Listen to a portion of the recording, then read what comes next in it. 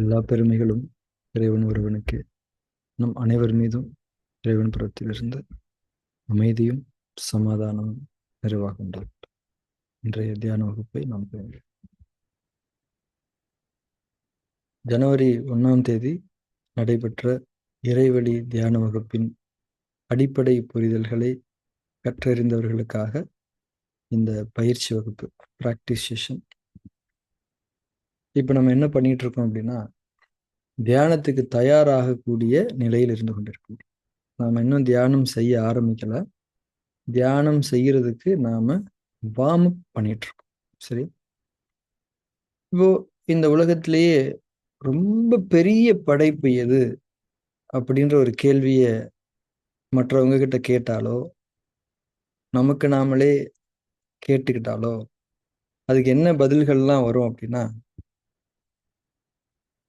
இந்த ஒரு அண்டவெளி, பிரபஞ்சம், சூரியன், பால்வெளி மண்டலம், கேலக்சி, கோள்கள், இந்த மாதிரி சொல்லிட்டே இருப்போம். அதுதானே பெருசா பறந்து விரிந்து இருக்கிறது, எல்லையற்று இருக்கிறது. அதுதாங்க பெருசுன்னு நம்ம சொல்லுவோம். ஆனா அடிப்படையான உண்மை என்னன்னா, படைக்கப்பட்ட அனைத்திலும் மிகவும் பெரியது, மிகவும் வலிமை மிக்கது மனிதனுடைய மனம் என்பதை நாம் புரிந்து கொள்ள வேண்டும். ஏன்னா மனிதனுடைய மனம் அனைத்தையும் மிகைத்து விட முடியும். மனிதனுடைய மனதை கொண்டு படைக்கப்பட்ட அத்தனை படைப்புகளையும் மிகைத்து விட முடியும். ஏனென்றால் படைப்பாளன் அப்படித்தான் மனித மனதை படைத்திருக்கிறான். படைப்புகளில் மிகச்சிறந்த படைப்பாக மனிதனை நாம் படைத்துள்ளோம் என்று இறைவனே வேதத்தில் சொல்லுகின்றான். எனவே மனித மனம்தான் படைப்புகளிலேயே மிகவும் உயர்வானதும் வலிமை மிக்கதும். அந்த மனசுல சீரமைவை ஏற்படுத்தி கொள்வதற்காக நாம் செய்யக்கூடிய பயிற்சிகளை கற்பதில் நாம் படிப்படியாக செல்வதே கற்றலுடைய உண்மையான மற்றும் முழுமையான நோக்கத்தை நிறைவேற்றும். நம்மளுடைய பயணம் உன்னதமான பயணம், சிக்கலான பயணம், சவால்கள் நிறைந்த பயணம். எனவே இதில் படிப்படியாக செல்ல வேண்டியது முக்கியம். அந்த படிகள்ல தியானத்துக்கு தயாராகுதல் என்பது மிகவும் முக்கியமானது என்பதை நாம் புரிந்து கொள்ள வேண்டும். இன்னைக்குமே அந்த ப்ரிப்பரேஷன் அப்படிங்கிறது ரொம்ப இம்பார்ட்டன்ட். ஏன்னா நம்முடைய சக்திகளை சரியான தன்மையில் செலவழிப்பதில் இந்த ப்ரிப்பரேஷன் அப்படிங்கிறது ரொம்ப இம்பார்ட்டன்ட். நீங்க தயாராகாம ஏதாவது ஒரு பெரிய காரியத்தை நீங்க செஞ்சீங்கன்னா அந்த காரியம் தப்பா போயிறதுக்கு வாய்ப்புகள் நிறைய இருக்கா இல்லையா? விரயங்கள் நிகழ்ந்து விடுவதற்கான வாய்ப்புகள் நிறைய இருக்கா இல்லையா? சரி, அதனால அந்த ப்ரிப்பரேஷன் அப்படிங்கிறது ரொம்ப முக்கியமானது. தியானத்தினுடைய நோக்கம் என்னன்னு பார்த்தீங்கன்னா, முக்கியமா இறைவழி தியானம் என்பது எதற்காக வடிவமைக்கப்பட்டது என்றால், மனம் இரட்டை தன்மைகளை கொண்டது என்பதை நாம் அறிந்திருக்கின்றோம். மனம் ஒன்று, மனம் இரண்டு. இதை பற்றி அடிப்படையான தியரி உங்களுக்கு கொடுக்கப்பட்டிருக்கு. சரியா? இப்போ இந்த தியானத்தினுடைய நோக்கம் என்னன்னா, மனம் இரண்டை மனம் ஒன்றினுடைய வழிகாட்டல்களின்படி நடக்க வைப்பது. நான் அப்படிதாங்க நடந்துகிட்டு இருக்கேன். எல்லா சூழ்நிலைகளிலும் தவறாமல் நடக்க வைப்பது. இதுதான் தியானத்தினுடைய நோக்கம். மற்றும் அதில் என்றென்றும் நிலைத்திருப்பது. தியானத்தினுடைய நோக்கம் என்னன்றதை தெளிவா தெரிஞ்சுக்கணும். நோக்கமே வைக்காட்டியும் தியானம் சரியா பண்ணா இதான் நடக்கும். நம்முடைய குணங்களில் செம்மைத்தன்மையை ஏற்படுத்தக்கூடிய ஒன்றுதான் தியானமாக இருக்க முடியும். டைவர்ஷன்ஸ் பண்றது தியானம் கிடையாது. புரியுதா? டைவர்ஷன் அப்படிங்கிறத பத்தி நம்ம வரக்கூடிய வகுப்புகள்ல பேசலாம். பட் இங்க நம்ம என்ன தெளிந்து கொள்ள வேண்டும் என்றால், நாம் செய்து கொண்டிருக்கக்கூடிய செய்ய இருக்கக்கூடிய தியானத்தின் நோக்கம் மனம் இரண்டை, நம்முடைய மனதின் ஒரு அங்கமாக இருக்கக்கூடிய மனம் இரண்டை, மனதின் ஒரு முகத்தை மனம் ஒன்றுடைய உள்ளத்தினுடைய இறைவனுடைய செய்திகள் இறங்கக்கூடிய புனித தலமாக இருக்கக்கூடிய உள்ளத்தினுடைய வழிகாட்டல்களின்படி எல்லா சூழ்நிலைகளிலும் நடக்க வைப்பது, அதில் நிலைக்க வைப்பது என்றென்றும். இதுதான் தியானத்தின் நோக்கம். இதுக்கு நம்ம என்ன பண்றோம் அப்படின்னா, தியானத்தை செய்யறதுங்கிறது செயல் தானே. எந்த ஒரு செயலுமே மனம் இரண்டை கொண்டுதான் செய்யப்பட முடியும். மனம் இரண்டு இல்லாம எந்த செயலும் செய்ய முடியாது. அதனாலதான் மனம் ரெண்டுக்கு நிறைய புரிதல்களை கொடுத்தோம். தியரி கிளாஸ்ல மனம் ரெண்டுக்கு தான் நிறைய விளக்கங்கள் கொடுத்தோம். நம்ம தியரி கிளாஸ்ல பேசின எல்லாமே எங்க போய் ஸ்டோர் ஆயிருக்குன்னு நினைக்கிறீங்க? மனம் 2ல தான் ஸ்டோர் ஆயிருக்கு. இதை நம்ம புரிஞ்சுக்கணும். மனம் 2 நினைச்சாதான் எந்த ஒரு செயலும் நிகழ முடியும், தியானம் நிகழ முடியும். எந்த ஒரு மாற்றமும் மனம் 2ஐ கொண்டுதான் நிகழ முடியும். மனம் 2மே நன்மைகளைத்தான் விரும்புகிறது. மனம் 2 நான் சீரழிஞ்சு போகணும், நான் ஒரு நரகத்துக்கு விறகாக மாறிவிட வேண்டும் என்று அது நினைப்பதில்லை. நான் நல்லாதாங்க ஆகணும்னு அதுவும் நினைக்குது. அதாவது இது எப்படின்னா, போதையில சிக்கி இருக்கக்கூடிய ஒருத்தருக்கு போதைனா தப்புங்க அப்படின்னு புரிய வச்சு அதிலிருந்து மீளக்கூடிய செயல்முறையை அவருடைய சம்மதத்தின் பேரிலேயே அவரையே செய்ய வைப்பதுதான் இங்க நம்ம செய்ய வேண்டிய வேலையாக இருக்கிறது. அதனால இந்த ப்ராசஸ்ல மனம் 2 ரொம்ப முக்கியமானது. மனம் 2 என்னைக்குமே நம்ம ஒரு வில்லனாவோ எதிரியாவோ பார்க்கக்கூடாது. அது ஒரு சுட்டி குழந்தை, சேட்டை பண்ற ஒரு குழந்தை. அது நம்முடைய குழந்தை. அது அதை நம்ம கண்டிக்கணுமே தவிர வெறுத்துடக்கூடாது. சரியா? ஸோ இந்த மனம் 2 ஒரு விதமான போதையில சிக்கி இருக்குது. அவள் இந்த உலகத்திலேயே பெரிய போதை எதுன்னா மதுவோ புகையோ இதர போதைகளோ கிடையாது. இந்த உலக வாழ்வினுடைய மயக்கங்களில் சிக்கி, வீணான இச்சைகளில் சிக்கி, இந்த உலகம்தான் நிரந்தரம் என்று நினைத்து, பொருள் மட்டும்தான் பிரதானம் என்று நினைத்து, அருளை தவறவிட்டு கெட்ட சக்திகளிடம் சிக்கி, தெரிந்தே சிக்கி, இறைவனுடைய வழிகாட்டல்களை எல்லாம் செவியேற்காமல், செவியேற்றும் அதனை மதிக்காமல், இறை பொருத்தத்திற்கு முரணான பாதைகளில் வாழ்வை வாழ்ந்து வருவதுதான் மிகப்பெரிய போதை, கொடும் போதை. அது அதிலிருந்து நாம் மீள வேண்டும். அதற்கு மனம் 2ம் சம்மதித்திருக்கு. ஆனாலும் மனம் 2ஐ அவ்வளவு எளிதில் வசப்படுத்தி விட முடியாது. காரணம் என்னன்னா, அதை இயக்கி கொண்டிருப்பது அதனுள் இருக்கக்கூடிய பதிவுகள். மனம் 2உடைய கான்சியஸ்னஸ் நான் திருந்தணும், தூய்மை அடையணும்னு நினைக்கலாம். ஆனா அது வச்சிருக்கக்கூடிய சுமை, டேட்டாஸ், அப்படியெல்லாம் நீ செய்ய முடியாதுப்பா. நீ புலி வாழை பிடிச்சிட்ட, விட முடியாது அப்படின்னு சொல். அதாவது அந்த மனம் 2ல் இருக்கக்கூடிய பதிவுகளுடைய நிலைப்பாடு எப்படி இருக்கும்னா, அந்த மனம் 2ன் ஆதிக்க நிலையை தகர்க்க முனையும் எந்த செயலையும் நிகழ அது அனுமதிக்காது, தொடங்கவே விடாது. ஆனால் அது தொடங்கப்பட வேண்டும். அதுதான் நன்மை என்று தெரிந்தும் அதனை அனுமதிக்காமல் இருக்கக்கூடிய ஒரு நிலைதான் இப்போது மனம் 2னுடைய நிலையாக இருக்கிறது. இதை நிச்சயமாக நாம் உணர்ந்து கொள்வோம். ஒரு கட்டத்தில் உணர்ந்து கொள்வோம். ஏற்கனவே சொன்ன மாதிரி இந்த உலகத்திலேயே பெருசு மனம்தான் நம்ம புரிஞ்சுக்கிட்டோம். அந்த மனசுடைய ஆதிக்க சக்தியா இருக்கிறது யாரு? மனம் 2 தானே. அப்போ அதனை நாம் பணிய வைக்க முயல்கின்றோம். அப்போ நாம எதை செஞ்சாலுமே மனம் 2 அதை தந்திரமா தடுக்கிறதுக்கான ஒரு வேலையை செஞ்சுக்கிட்டே இருக்கும்.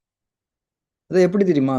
நல்லது தாங்க சொல்றீங்க, கரெக்டுங்க, நானும் வந்துடுறேங்க அப்படின்றதை ஒத்துக்கும். ஆனா சைட் பை சைடு என்ன தெரியுமா பண்ணும்? இதுல இருந்து எப்படியா எஸ்கேப் ஆயிடலாமா, இதுல இருந்து எப்படியாவது எஸ்கேப் ஆயிடலாம். இப்படிதான் அந்த மைண்ட் 2 உடைய ப்ரோக்ராம் இருக்கும். ரொம்ப சிம்பிளா நான் சொல்றேன். இப்ப மனம் 2 கிட்ட ஒரு சடங்கு, ஒரு விரதம் மேற்கொள் என்று நாம் சொல்லுகின்றோம். 50 நாள் இதை செய்யணும்னு நம்ம சொல்றோம். இதெல்லாம் உன் நன்மைக்காக தாங்க அப்படின்னு நம்ம சொல்றோம் மனம் 2 கிட்ட. அப்படியாங்க ஐயா, ரொம்ப சந்தோஷம், என் நன்மைக்காக நீங்க இதெல்லாம் சொல்றீங்க, நான் செஞ்சிடறேங்க அப்படின்னு சொல்லி செஞ்சிடும். ஆனா அதுக்குள்ள இருக்கக்கூடிய இந்த டேட்டா, அந்த ப்ரோக்ராம் எப்படி தெரியுமா வேலை செய்யும்? 51வது நாள் எதிர்பார்த்துக்கிட்டே இருக்கும். 50 நாள் தானே செய்யணும், செய்யலாம், நோ ப்ராப்ளம், தைரியமா எல்லாரையும் விட பெட்டரா நான் செய்யறேன். ஆனா 51வது நாள் நான் நினைச்சதெல்லாம் செய்வேன் அப்படின்ற அந்த தன்மையில தான் அந்த மைண்ட் 2 உடைய டேட்டா ப்ரோக்ராம் ஆயிருக்கும். இது புரிஞ்சுக்கிறது கொஞ்சம் கஷ்டமா இருந்தாலும் இது இந்த ஃபேக்டை நம்ம அக்செப்ட் பண்ணிக்க முடியும். சரியா? ஸோ மனம் 2ஐ பணிய வைக்கக்கூடிய செயலை மிகவும் நுட்பத்தோடு செய்ய வேண்டும். நுட்பம் என்றாலே ஒரு காம்ப்ளிகேட்டடான ஒரு விஷயத்தை ஈஸியா செய்யறதுக்கு உதவக்கூடிய ஒரு விஷயம் தானே நுட்பம். சரியா? ஸோ இந்த இடத்துல நம்ம என்ன பண்றோம் அப்படின்னா, மனம் 2க்கு எந்த பொறுப்பும் கொடுக்கவில்லை, அதனை வெறுமனே அமர்த்தி இருக்கின்றோம்.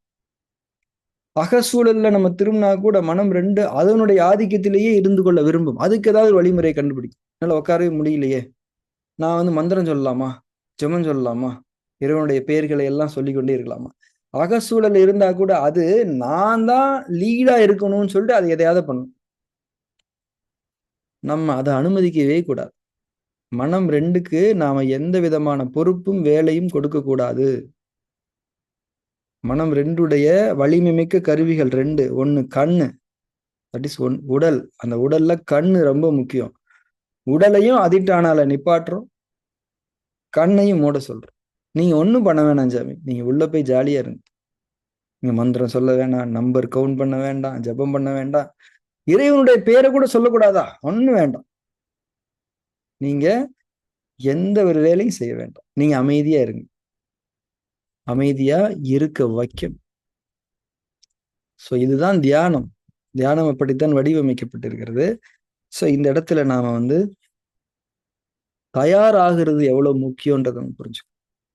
ஸோ இந்த இடத்துல நாம சூழல்களை நமக்கு சாதகமாக பயன்படுத்தி கொள்ள வேண்டும். தியானத்துக்கு தயாராவதற்கு சூழல் என்பது மிகவும் முக்கியம்.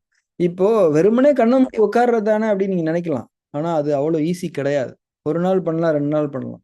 3வது நாள் மனம் 2 அதுல இருந்து உங்களை அப்படியே அப்படியே அப்படியே டைவர்ட் பண்ணிக்கிட்டே இருக்கும். ஸோ சூழல், இப்போ இந்த பிராக்டிஸ் செஷன் அப்படிங்கிறது ஒரு சூழல். எல்லாரும் வாங்க, இந்த டைமுக்கு வாங்க, நம்ம ப்ராக்டிஸ் பண்ணுவோம், அது சம்பந்தமா நம்ம பேசுவோம் அப்படிங்கும்போது வந்துடும். இப்போ இந்த ப்ராக்டிஸ் செஷன் இல்லை சார், நீங்க எல்லாரும் 8:30க்கு எல்லாரும் வீட்டில் ப்ராக்டிஸ் பண்ணிடுங்கன்னா பண்ண முடியாது. கண்ணை மூடி 10வது செகண்டு மனம் 2 ஒரு முக்கியமான வேலையை உங்களுக்கு நினைவுபடுத்தும். நீ செய்யாம விட்டுட்டு இப்படி கண்ணு மூடி உட்காந்துருக்கியே, செயல் தானே முக்கியம், தியானமா முக்கியம் அப்படின்னு சொல்லு. அது சொல்றது நல்லது தானுங்க, இந்த செயல் நம்ம செய்வோம்னு சொல்லி கண்ணை திறந்துரும். இந்த மாதிரி நீங்க கண்ணு மூடுறது மனம் 2க்கு பிடிக்காதுங்க. ஆனா அது எனக்கு பிடிக்காது நேரடியா சொல்லாது, இன்டைரக்டா சொல்லும். அதுவும் உடலை அசைக்காம அதிட்டானால உட்கார்ந்து இருக்கிறது சகிக்கவே முடியாது மனம் 2ஆல. அதனால உடல்ல வந்து பல்வேறு விதமான சென்சேஷன்ஸ் ஏற்படுத்தும். திடீர்னு ஒரு பெரிய கட்டெரும்பு ஏறி காதுக்குள்ள நுழைஞ்சு உங்க மூளையை கடிச்சு திங்கிற மாதிரியான ஒரு சென்சேஷன் ஏற்படும். அவ்வளவு மாயை, பியோர் இல்யூஷன்ஸ். ஆனா நீங்க ஒரு சேஃபான பிளேஸ்ல உட்காந்துருக்கணும். நீங்க பாட்டுக்கு ஒரு காட்டுக்குள்ள போய் உட்காந்துட்டு ஒரு பாம்போ பூசி ஏறும்போது this is a pure illusion அப்படின்னு உட்காந்துருக்க முடியாது. So you have to be safe first. சரியா? ஸோ பாதுகாப்பான ஒரு இடத்துல உட்காந்துக்கோங்க. சென்சேஷன்ஸ் ஏற்படுத்தக்கூடிய அந்த தூண்டல்களில் சிக்கிறாதீங்க. கண்ணை திறக்காதீங்க. தயாராகுதல் என்பது ரொம்ப இம்பார்ட்டன்ட். தியான செயல்முறைக்கு கூட மனம் 2 கம்மியான எதிர்ப்பை தான் காட்டும். ஆனா அந்த தியானத்துக்கு தயாராகிறதுக்கு வந்து அதிகபட்ச எதிர்ப்பை காட்டும். ஏன்னா நம்ம ப்ராப்பரா தயாராயிட்டோம் அப்படின்னா தியானத்தையும் கரெக்டா செஞ்சிருவோம். அதனால இதுக்கு அவ்வளவு தடைகள் வரும். அதனால ப்ரையாரிட்டி கொடுங்க. உங்க மைண்ட் செட்ல இருக்க வேண்டியது தியானம் தான் ப்ரையாரிட்டி. பிரேயர் ப்ரையாரிட்டியா? பிரேயரை விட ப்ரையாரிட்டி தியானம். ஏன்னா பிரேயரை நம்ம சரியான தன்மையில பண்றதுக்கே மனசு சரியான தகுதியில் இல்லை. பிரேயர்லையும் போய் நம்ம இறைவனுக்கு நன்றி செலுத்துறதுக்கு பதிலா நம்ம உலக அடிப்படையிலான தேவைகளை தான் கேட்டுக்கிட்டோம். இறைவன் ஏற்கனவே நமக்கு கொடுத்த நன்மைகளை எல்லாம் தவற விட்டு மீண்டும் மீண்டும் இறைவன் கேட்டுக்கொண்டு தவறான ஒரு பிரார்த்தனை தன்மைகளை மேற்கொண்டிருக்கு. அதுக்கே இந்த பயிற்சி தேவை. அதனால priority should be for meditation. அதுக்கு தயாராகிறதுக்கு அவ்வளவு ஒரு ப்ரையாரிட்டி நாம கொடுக்கணும். சரியா? நான் சொல்லக்கூடிய சில வார்த்தைகள் உங்களை காயப்படுத்தலாம். ஆனால் ஒரு கட்டத்தில் அதை நீங்கள் உணர்ந்து கொள்ள முடியும். அதுதான் நம்முடைய இயற்கை இயல்பாக இருக்கிறது. அதை நாம் உடைத்தெறிய வேண்டும். நிச்சயமாக உடைத்தெறிய வேண்டும். ஸோ தியானத்துக்கு தயாராகுதலுக்கு இம்பார்ட்டண்டான விஷயம் ப்ரையாரிட்டி கொடுக்குறது. நான் எப்பவுமே மெடிடேஷன்ல இருக்கிறவங்களுக்கு சொல்றேன், நீங்க டக்குன்னு உட்காருங்க மெடிடேஷன். அதுக்கு திட்டமிடாதீங்க. நான் வந்து ஃபேஸ் வாஷ் பண்ணிட்டு ஒரு உடை உடுத்திட்டு ஒரு சூழலை அதுக்குள்ள அதை டைவெர்ட் பண்ணி விட்டுரும். அதனால நீங்க இமீடியட்டா உட்காந்துருங்க. இந்த ஸ்பாட் புக்கிங் பண்ற மாதிரி டக்குன்னு உட்காந்து கண்ண மூடிடும். யோசிக்கவே வேண்டாம். இது வந்து தியானத்தினுடைய ஆரம்ப நிலைகள்ல நம்மளை உறுதிப்படுத்தும், நம்மளை மோட்டிவேட் பண்ணும். ஒரு நாளைக்கு ஒரு வேளை தான் பண்ணணும்லாம் இல்லை, எப்பெல்லாம் டைம் கிடைக்குதோ பண்ணிடுங்க. எப்படி தெரியுமா? அந்த ஃபிராக்ஷன் ஆஃப் த செகண்ட் அது தொடங்கிடும். டக்குன்னு கண்ண மூடி உட்காந்துரும். எங்க ஒரே அசதியா இருக்க, போய் முகம் கை காலெல்லாம் கழுவிட்டு வந்துடும். அதுக்குள்ள அது ஏதாவது ஒரு வேலையை டேட்டாவை எடுத்து வெளியே போட்டு உங்களை டைவெர்ட் பண்ணி அப்படியே போக வச்சிருக்கும். எவ்வளவு கவனமா அகசூழலுக்குள்ள போகணும் அப்படிங்கிற ஒரு விஷயத்த நம்ம இங்க நினைவூட்டி கொள்ளலாம். சரியா? ஸோ இங்க வந்து ஆரம்ப நிலையில இருக்கிறதுனால தான் நான் இவ்வளவு விஷயங்கள் பேச வேண்டியது இருக்குது. இது ஒவ்வொன்றும் முக்கியமானது. வீணான விஷயங்கள் எதுவுமே இல்லை. ஸோ ப்ராக்டிஸ் ரொம்ப இம்பார்ட்டன்ட். சரி. ஸோ இப்போ நம்ம எல்லாருமே தியானத்துக்கு தயாராகும். கண்களை மூடிக்கொள்ளும். எப்படி வேணாலும் உட்காந்துக்கங்க. அதிட்டான ஆரம்பிக்கும் போது நீங்க எப்படி உட்கார்ந்து இருக்கிறீங்களோ அப்படியே உட்கார்ந்து இருக்கணும். ஒரு சிறு அசைவு இருக்கக்கூடாது. கண்களை மூடி இருக்கிறீர்கள். கண்கள் மூடப்பட்டிருப்பதன் மீது உங்கள் கவனம் செல்லட்டும். நான் புற சூழலிலிருந்து விலகி என்னுடைய அகச்சூழலுக்குள் திரும்பி இருக்கின்றேன். என்னுடைய கண்களை நான் மூடியிருக்கின்றேன். என்னுடைய அகச்சூழலுக்குள் என்னுடைய இருப்பு ஆரம்பமாகிறது.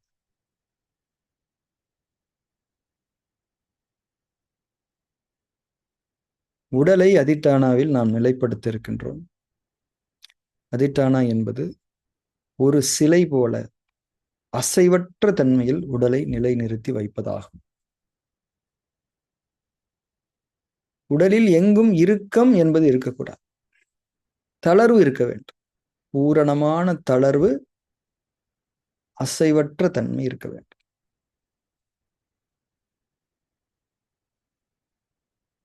அதிட்டானாவுக்கான கவுண்ட் டவுன் நான் சொல்றேன். பர்ஃபெக்டா அதிட்டானாவை நீங்க மேற்கொள்ளுங்க.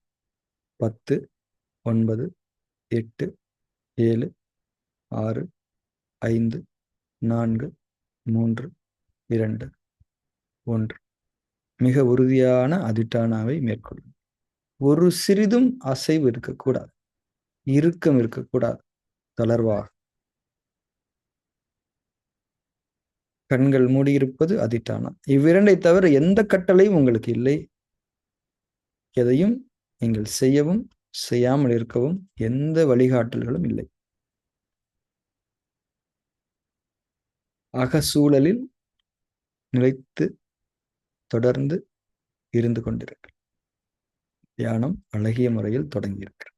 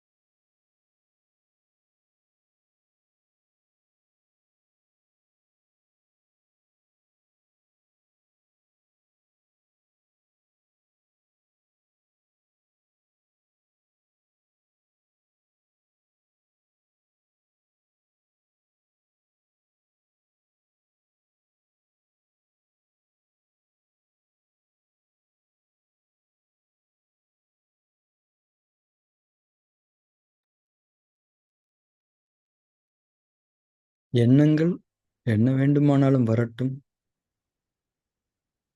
அவைகளை குறித்து எந்த கருத்தும் எந்த வழிமுறையும் இப்போது அவசியமில்லை. கண்களை மூடியிருத்தல், அதிட்டானாவில் நிலைத்திருத்தல். இந்த இரண்டு தன்மைகள் தான்.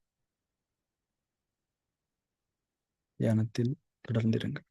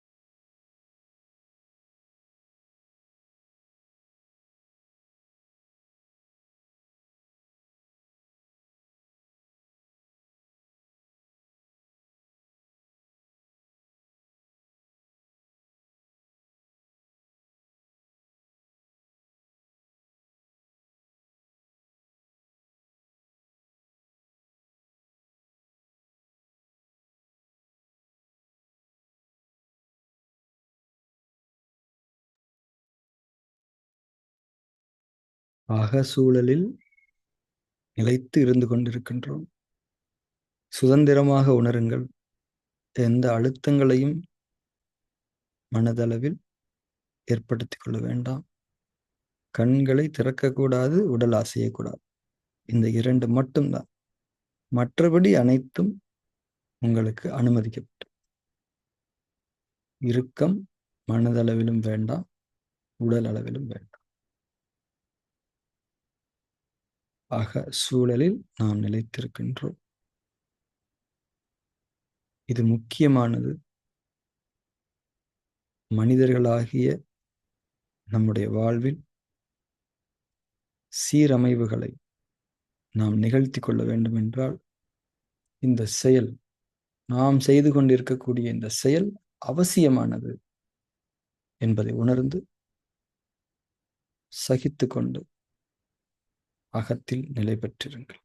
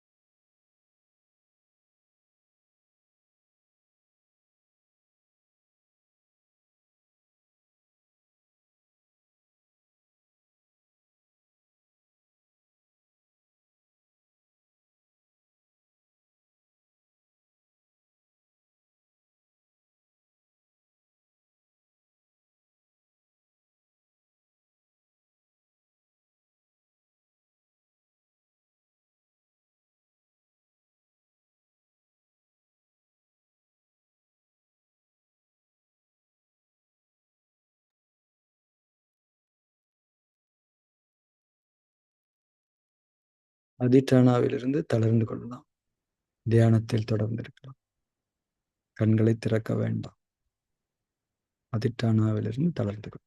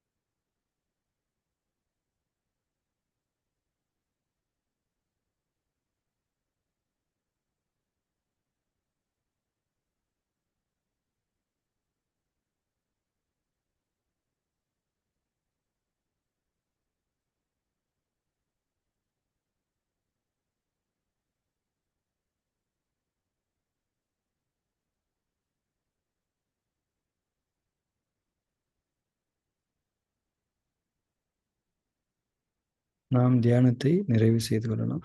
மெதுவாக கண்களை திறந்து கொள்ளும்.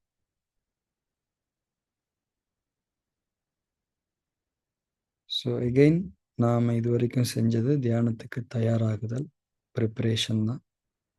ப்ரிப்பரேஷனோட இம்பார்ட்டன்ஸ் ரொம்ப பெருசுன்றதை உணர்ந்துக்கோங்க. ஒரு கேள்வி மனசில் வரும், என்ன சும்மா தானே உட்காந்துருக்குறோம், மனம் ரெண்டு இந்த கேள்வி எழுப்பும். அப்படி தான் இருக்கணும். ஏன்னா அதுதான் நம்ம நோக்கம். இந்த ஷோரூம்லாம் காரை டிஸ்பிளேக்கு வச்சுருப்பாங்க. அந்த கார் பயங்கரமாக ஓடும், இவ்வளோ ஸ்பீடு போகும், ஆனால் அந்த கார் ஷோரூம்லேயே தான் இருக்கும். அந்த மாதிரி மனம் ரெண்டை நாம் எந்த வேலையுமே செய்ய அனுமதிக்க மாட்டோம். மனம் ரெண்டு எண்ணங்களை கொண்டு தான் என்னென்னமோ செய்யணும்னு ட்ரை பண்ணும். நாம் எண்ணங்கள் சம்பந்தமாக எந்த அப்ஜெக்ஷனும் இங்கே இல்லைன்னு முடிவு பண்ணிட்டோம். என்ன வேணால் வரலாம், நம்ம அப்படியே கற்பனை உலகத்தில் கூட இருக்கலாம், நோ ப்ராப்ளம். ஆனால் கண்ணை திறக்கக்கூடாது. மனம் ரெண்டு எண்ணங்களை ஏற்படுத்துறது எதுக்காகனா கண்ணை திறக்க வைக்கிறதுக்காக தான், உடலை அசைய வைக்கிறதுக்காக தான். ஆனால் நம்ம அது ரெண்டையும் செய்யக்கூடாதுன்றதுல உறுதியாக இருக்கும்போது அது பெருசாக எண்ணங்களை ஏற்படுத்தாது. அதனால என்ன ஆகும்னா ஒரு மாதிரியான ஒரு பிளாங்க்னஸ் இருக்கும், தூக்கமும் வராது. ஒரு மாதிரியான ஒரு பிளாங்க்னஸை நம்ம மனசுல அது ஏற்படுத்தும். அந்த நிலையில தான் நம்ம தியானத்துக்கு உண்மையா தயாராயிட்டோம் அப்படிங்கிறத நம்ம புரிஞ்சுக்கணும். பிளாங்க்னஸ் அது போக போக உங்களுக்கு தெரியும். இன்னொரு கொஸ்டினையும் மைண்ட் டு ரைஸ் பண்ணும், நம்ம தியானம் தொடங்கி எவ்வளோ நேரம் ஆயிருக்கும் அப்படின்னு. எவ்வளோ நேரம் ஆனால் என்ன, நம்ம தியானத்தில் இருக்கிறோம். இந்த டைம் அப்படிங்கிற ஒரு விஷயத்துக்குள்ளேயும் நம்ம போயிடக்கூடாது. தியானத்தை தொடங்கணும், தியானத்தை முடிக்கணும், எவ்வளோ நேரம்னாலும் பரவாயில்ல. அதே போல் தியானத்துக்கான சூழல் இந்த வகுப்புகள். அதனால் எல்லாருமே இந்த வகுப்புகளில் கலந்து, இந்த வகுப்பை ஒரு ரெக்கார்டட் வெர்ஷனில் நீங்கள் பார்த்தா கூட இதோட எசன்ஸ் குறைஞ்சிடும். நேரடி வகுப்புக்கு வந்தீங்கன்னா இன்னும் உச்சமான ஒரு சூழல் அங்கே இருக்கும். ஏன்னா அங்கே அந்த சூழலில் தியானம் நிகழ்ந்தே தீர வேண்டும். இதெல்லாம் எதுக்காக அப்படின்னா எந்த சூழலுமே தேவைப்படாம நீங்க தியானத்தை செய்ய முடிய வேண்டும் என்பதற்காக. சரி, ஸோ தொடர்ந்து நாம் இந்த தியானத்துக்கான தயாராகுதலை செய்ய வேண்டும். இறைவனுடைய வழிகாட்டலை கொண்டு உங்களுக்கு சரியான நேரத்தில் வழிகாட்டல் வந்து கொண்டே இருக்கும். தொடர்ந்து இணைந்திருங்கள். Thank you very much for joining this program. Good night. Thank you very much.